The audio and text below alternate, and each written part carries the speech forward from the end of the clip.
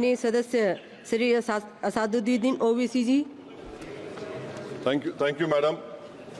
Madam, the Places of Worship Act 1991 Act imposes a non-derogable obligation towards enforcing a commitment to secularism under the Indian Constitution. The law is hence a legislative instrument designed to protect the secular features of the Indian Constitution, which is one of the basic features of the Constitution.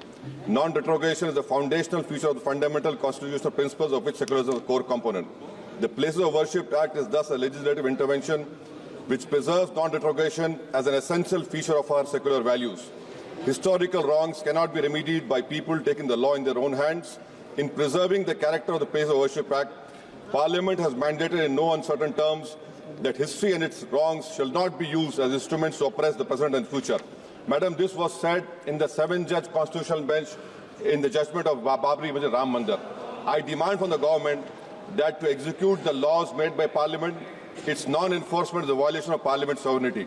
Madams, 12 egregious cases have been filed against masjid and dargahs to convert or change their character, which includes Baba Budangi Dargah in Karnataka, Biju Mandil Masjid in Vidisha, Madhya Pradesh, Baduddin Shah Dargah in Bagpat. The Modi government must give a clear answer as to its commitment to implement and defending laws made by Parliament. The Modi government must file a reply in Supreme Court defending the law in the interest of a country and to uphold the Parliament's sovereignty. Madam, I demand that this government does not take this country back to the era of 18 and 90s, which was a very dark period in the history of our country. कहीं ऐसा ना हो madam कि लम्हों ने खता की सदियों ने सजा पाई।